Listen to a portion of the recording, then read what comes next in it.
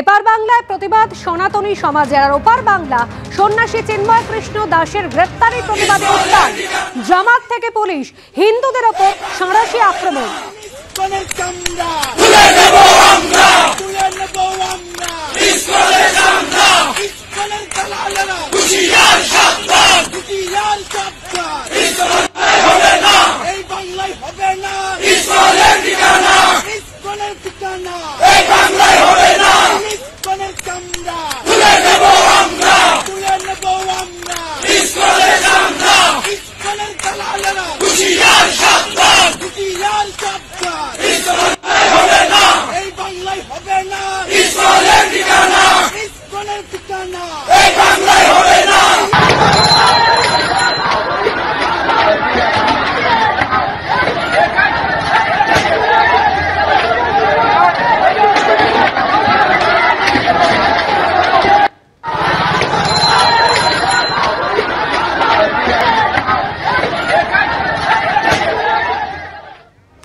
ইসকনের সন্ন্যাসী গ্রেফতারের প্রতিবাদে কলকাতায় যখন প্রতিবাদ আশ্রয় পড়েছে, শুধুমাত্র কলকাতা নয়, প্রতিবাদ হচ্ছে রাজ্যের বিভিন্ন জায়গাতে।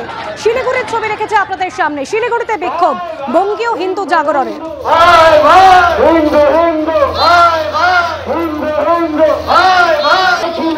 শিলিগুড়ির পাশাপাশি পুরুলিয়া, সেখানেও বাংলাদেশের সন্ন্যাসী চিন্ময় কৃষ্ণ দাসের গ্রেফতারের প্রতিবাদে বিক্ষোভ হয়।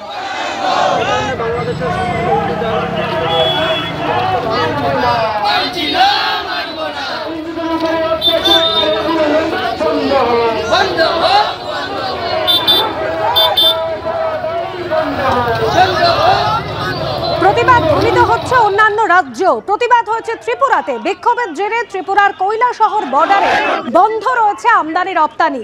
উত্তর ত্রিপুরা জেলার ধর্মনগর মহকুমাধীন ভারত বাংলা সীমান্তের রাগনা বর্ডারের সামনে বিক্ষোভ মিছিল।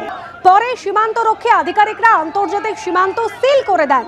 কৈলাসহর এবং রাগনা আন্তর্জাতিক সীমান্ত দিয়ে আমদানি রপ্তানি বন্ধ।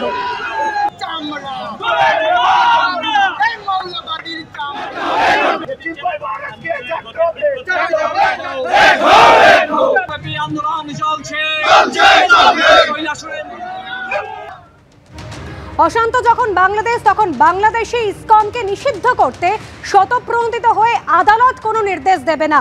আবেদন খারিজ করে জানিয়ে দিয়েছে বাংলাদেশ হাইকোর্ট।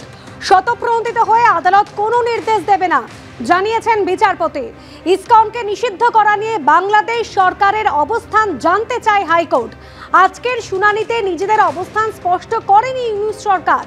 বাংলাদেশে অশান্তি নিয়ে উদ্বেগ প্রকাশ আদালতের। কাউকে আইন শৃঙ্খলা ভাঙতে দেওয়া যাবে না, এমনই নির্দেশ বাংলাদেশ হাইকোর্টের। বাংলাদেশে অস্থিরতা তৈরির চেষ্টা চলছে।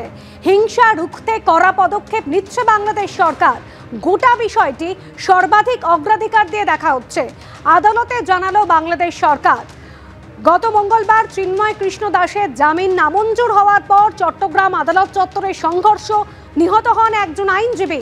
ঘটনার পর বাংলাদেশ হাইকোর্টে স্বতঃপ্রণোদিতভাবে ইসকনকে নিষিদ্ধ করার দাবিতে মামলা হয়। সেই আবেদন আজ খারিজ করল বাংলাদেশ হাইকোর্ট।